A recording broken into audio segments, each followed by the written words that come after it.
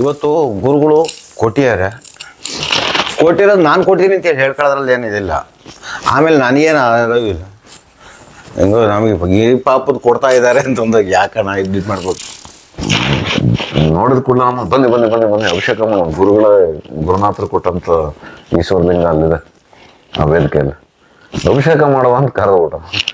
ಇಬ್ಬರಿಗೆ ಹೆದರಿಕೆ ಎತ್ಕೊಂಡ್ಬಿಡ್ತಾವ ಕೆಲವೊಂದು ಹಂಗೆ ಬಿಟ್ಟು ಎದ್ದೋಗ್ಬಿಡೋರು. ಹಿಂಗೆ ತಗೊಂಬ ಅದಕ್ಕೆ ಹಾಕಿ ಆ ದೊಡ್ಡ ಕವರನ್ನು ಹಿಂಗೆ ಹೊತ್ಕೊಂಡು ಹೋಗಿ ಡಂಪಿಗೆ ಹಾಕೋದು. ಒಂದ್ಸತಿ ಬೀರು ರೈಲ್ವೆ ಸ್ಟೇಷನ್ ಸಿಕ್ಕಿದ್ರು. ಒಂದು 100 ದೋಸೆ ಇತ್ತು, ತುಂಬ ಜನ ಇದ್ರು. ತೆಗೆದು ನನಗೂ ಒಂದು ಕೊಟ್ಟರು, ಅಲ್ಲೇ ತಿಂದೆ. ಅವಾಗ ಎಲ್ಲಿ ಅಂತೀಯೇನೆ ನೋಡೋದು ಹೋಗ್ತೀರಿ ನೋಡಿ ಬೈಕಲ್ಲಿ ಅಂತೇಳಿ ಹೋದ್ರು. ಅವಾಗ ನಮ್ಮ ಹತ್ರ ಬೈಕಿಲ್ಲ, ಹಿಂದ್ಗಡೆ ನಾವು ಹೋಗೋಣ ಅಂದ್ರೆ ಬೈಕಿಲ್ಲ.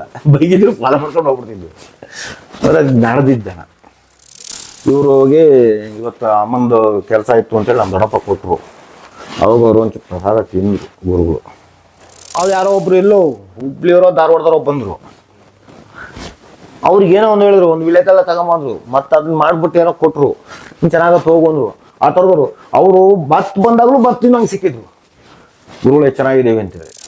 ಬೆಂಗಳೂರಿಗೆ ಹೋದಾಗ ಅಲ್ಲಿ ವಲೀಶಣ್ಣನ ಮನೇಲಿ ಅವ್ರ ಮನೇಲಿ ವೇದಿಕೆ ಇದೆಯಲ್ಲ, ಕನಿಷ್ಠ ಅಂತಂದ್ರು ಒಂದು 3,000 ಜನದ ಮೇಲೆ ಊಟ. ತಿಂಡಿಗೆ ಒಂದು 700ರಿಂದ 800 ಜನ ಬೆಳಗ್ಗೆ ತಿಂಡಿಗೆ. ಅಷ್ಟೊತ್ತಿಗಾಲೆ ನನಗೆ ಹಂತವಾಗಿ ನಾನು ಮೇಲಕ್ಕೆ ಬರ್ತಿದ್ನಲ್ಲ, ನಾನು ಮನುಷ್ಯ ಆಗಿ ಬಂದೆ. ಅಲ್ಲಿ ತನಕ ಮನುಷ್ಯ ಆಗಿರ್ಲಿಲ್ಲ, ನಾನು ಮನುಷ್ಯ ಆಗ್ತಾ ಬಂದೆ. ನಂದು ನಡೆದಿದ್ದು, ಬೇರೆಯವ್ರದ್ದಲ್ಲ.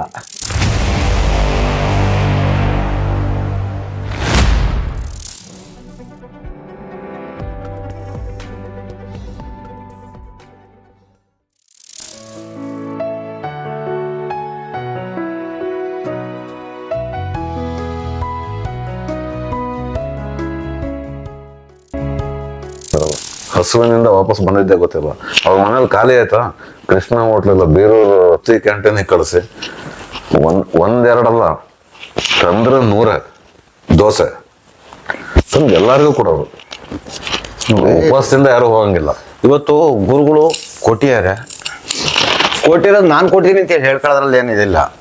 ಆಮೇಲೆ ನನಗೇನು ಇಲ್ಲ, ಹೆಂಗೋ ನಮಗೆ ಈ ಪಾಪದ ಕೊಡ್ತಾ ಇದ್ದಾರೆ ಅಂತಂದಾಗ ಯಾಕಣ್ಣ ಇದು ಮಾಡ್ಬೇಕು. ಗುರುಗಳು ಕೆಲಸ ಮಾಡು ಅಂತ ಹೇಳಿದ್ದು ನನ್ನ ಕಿವಿ ತುಂಬ ಚೆನ್ನಾಗಿ ಬಿದ್ದಿರೋದ್ರಿಂದ ನಾನು ಇವತ್ತು ಫಸ್ಟ್ ಕ್ಲಾಸಾಗಿ ಕೆಲಸ ಮಾಡ್ತೀನಿ.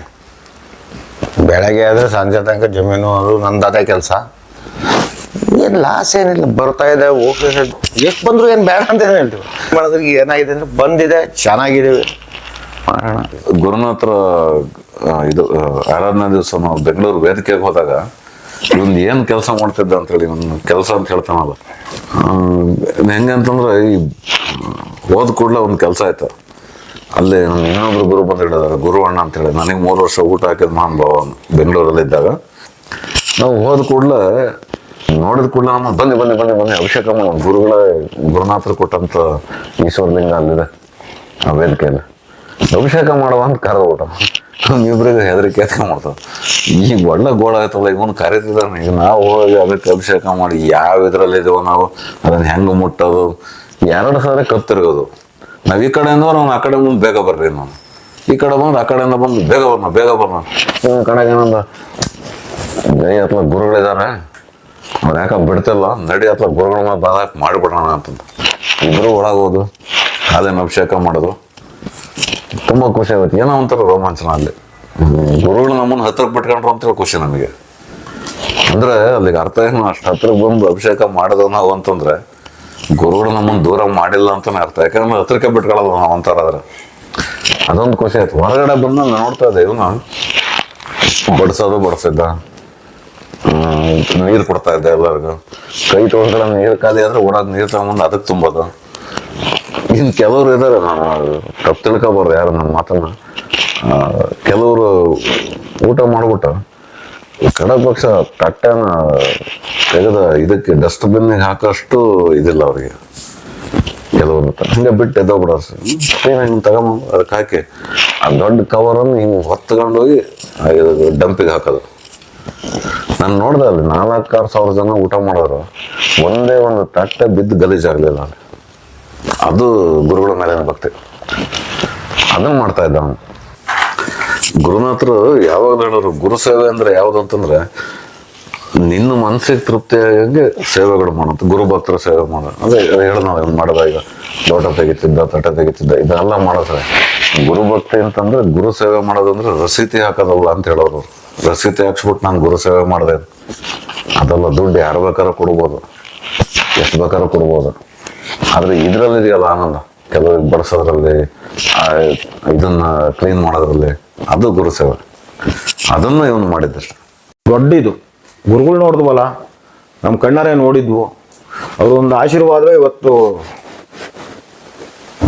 ಅದೊಂದು ಭಾರಿ ಖುಷಿ. ಒಂದ್ಸತಿ ಬೀರು ರೈಲ್ವೆ ಸ್ಟೇಷನ್ ಸಿಕ್ಕಿದ್ರು, ಒಂದು 100 ದೋಸೆ ಇತ್ತು, ತುಂಬಾ ಜನ ಇದ್ರು, ತೆಗೆದು ನಂಗೂ ಒಂದು ಕೊಟ್ರು, ಅಲ್ಲೇ ತಿಂದೆ. ಅದು ಸ್ಟೇಷನಲ್ಲಿ ತಗೋ ಅಂತೇಳಿ ಕೊಟ್ರು. ಅದೇ ಕೊಟ್ಬಿಡ್ಲಿ ಇನ್ನೇನು ಮಾಡೋದು, ನಾನೇನು ಇಟ್ಕೊಂಡು ಪಟ್ಕೊಂಡೇನು ಅಲ್ಲೇ ತಿಂದು, ನಮ್ಮ ಅಣ್ಣನೂ ಇದ್ದ ಅವನಿಗೂ ಕೊಟ್ರು, ಇಬ್ರು ಅಲ್ಲೇ ತಿಂದ್ವು. ಅವೇ ನೋಡಿ ಅವ್ರು ಹೆಂಗೆ ಸಿಕ್ಕಿದ್ರು ಏನೋ, ಅವೆಲ್ಲವೂ ನಮಗೆ ಒಳ್ಳೇದೇ ಆಗಿರೋದು. ಅದಕ್ಕಿಂತ ಇನ್ನೇನೇನೋ ನಡೆದಿದ್ದು.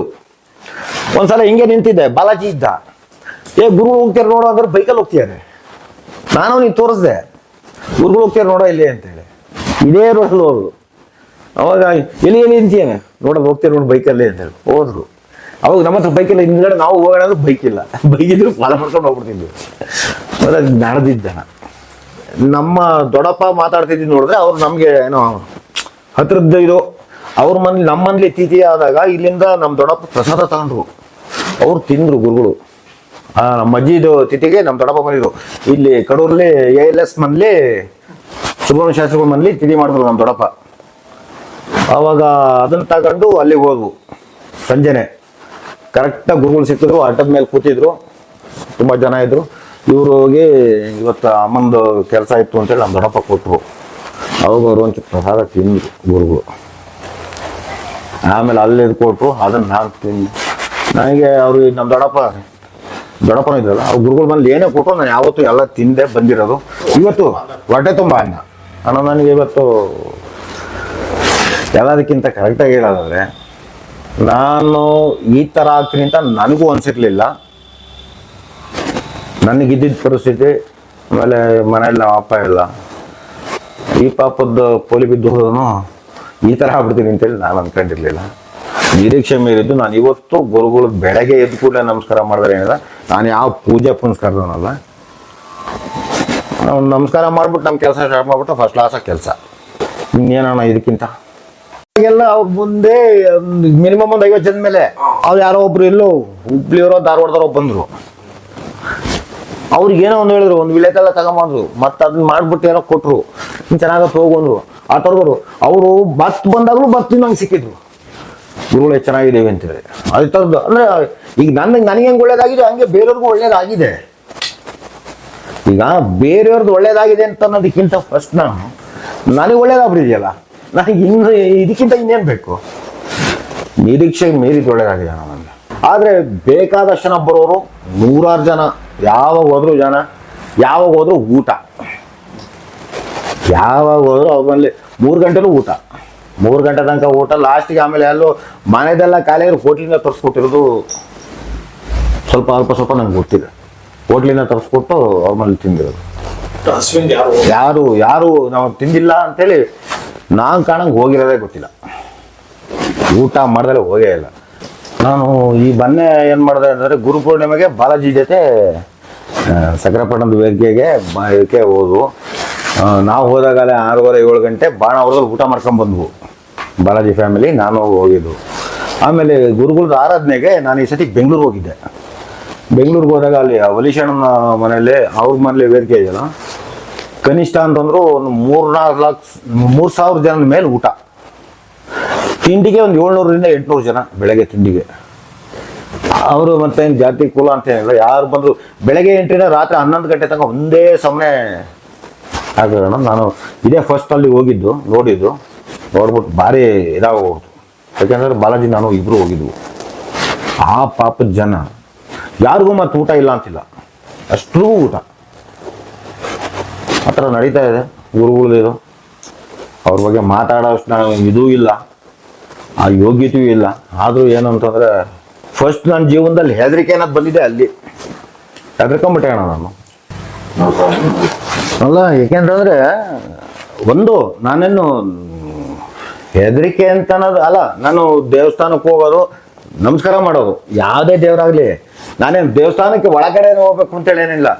ದೌರ್ಜನ್ಯ ನಮಸ್ಕಾರ ಮಾಡ್ಕೊಳ್ಳೋದು ನನ್ನ ಕಡೆ ನಾನು ಹೋಗ್ತಿರೋದು, ಅಷ್ಟು ಬಿಟ್ರೆ ಒಂದು. ಆಮೇಲೆ ಹೆದರಿಕೆ ಪದಕ್ಕೆ ಅನ್ನೋದು ಏನೂ ಇರಲಿಲ್ಲ. ಗುರುಗಳು ಯಾವಾಗ ಇದು ಹೇಳ್ಬಿಟ್ರು, ಗುರುಗಳ ಹತ್ರ ಫುಲ್ ಹೆದರಿ ಸುಸ್ತಾಗೋಗ್ಬಿಟ್ಟೆ ನನಗೆ ನಡೆದಿದ್ದು. ಯಾವಾಗ ಅವರು ನನ್ನನ್ನೇ ಹೇಳ್ಬಿಟ್ರು, ಇನ್ನು ನನಗೆ ಒಂಥರ ಅದು ಹೇಳ್ಕೊಳಕ್ ಆಗ್ತಿಲ್ಲ, ಫುಲ್ ಹೆದರಿಕೆ ಹತ್ಬಿಟ್ರು. ಸರಿ, ನಮ್ಮ ದೊಡ್ಡಪ್ಪ ಇರೋ ತನಕ ಕರ್ಕೊಂಡು ಹೋದ್ರು. ಅವ್ರು ಒಂದು 3-4 ಸಲ ಕರ್ಕೊಂಡು ಹೋದ್ರು ಅವರು. ಆಮೇಲೆ ನಾನು ಒಂದೇ ಸಲ ಹೋಗಿದ್ದು. ಯಾಕೆ ಅಂತಂದರೆ ಅಷ್ಟೊತ್ತಿಗಾಲ ಇಷ್ಟು ನಡೆದೋಗಿತ್ತ. ನಾನು ಆದಷ್ಟು ಇನ್ನು ಅವ್ರು ಹೇಳಿದ್ದನ್ನು ದೂರದಿಂದ ಫಾಲೋ ಮಾಡ್ಕೊಂಡು, ಯಾಕೆಂದ್ರೆ ನೀನು ಹತ್ರಕ್ಕೆ ಹೋಗೋದು ಬೇಡ ಒಂಥರ ಮನಸ್ಸಿನಲ್ಲಿ. ಇನ್ನು ನಾನು ಯಾವತ್ತೂ ಇದು ಮಾಡಲಿಲ್ಲ. ಅದೇ ಹೋದ್ವು. ಆಮೇಲೆ ಇನ್ನೊಂದ್ಸತಿ ಹೋದಾಗ ಸಿಗಲಿಲ್ಲ. ಅಂದರೆ ಬೇರೆ ಯಾರ್ದು ಜೊತೆಲಿ ಹೋದಾಗ ಸಿಗಲಿಲ್ಲ. ಸರಿ, ಗುರುಗಳದು ಏನು ಮಾಡೋದು ಅಷ್ಟೇ. ಅಷ್ಟೊತ್ತಿಗಾಲೆ ನನಗೆ ಹಂತವಾಗಿ ನಾನು ಮೇಲಕ್ಕೆ ಬರ್ತಿದ್ನಲ್ಲ, ನಾನು ಮನುಷ್ಯ ಆಗಿ ಬಂದೆ. ಅಲ್ಲಿ ತನಕ ಮನುಷ್ಯ ಆಗಿರಲಿಲ್ಲ, ನಾನು ಮನುಷ್ಯ ಆಗ್ತಾ ಬಂದೆ. ನಂದು ನಡೆದಿದ್ದು, ಬೇರೆಯವ್ರದ್ದಲ್ಲ. ನನಗೆ ಹೆದರಿಕೆ ಅನ್ನೋದೇ ಇಲ್ಲ. ನನ್ನ ಪಾಡಿ ನಾನು ಮಾಡ್ಕೊಳ್ಳೋ, ನಾನು ತಿನ್ನು, ನನ್ನದು ನನ್ನ ಸ್ವತಂತ್ರ ಆ ಥರ ಇದ್ದವನು. ಹೆದರಿಕೆ ಇದ್ದವನಿಗೆ ಅವ್ರು ಯಾವಾಗ ಹೇಳಿದ್ರು ಅವಾಗಲೇ ನನಗೆ ಅವ್ರ ಮೇಲೆ ಹೆದರಿಕೆ ಆಗ್ತಿದ್ದು. ನನಗೆ ಹೆದರಿಕೆ ಆಗ್ತಿದ್ದು ಅವಾಗ. ಯಾಕೆಂತಂದರೆ ನಾನು ಒಂಥರ ಬೇಗ ಉಡಾಫೆಲೇ ಇದ್ದವನು.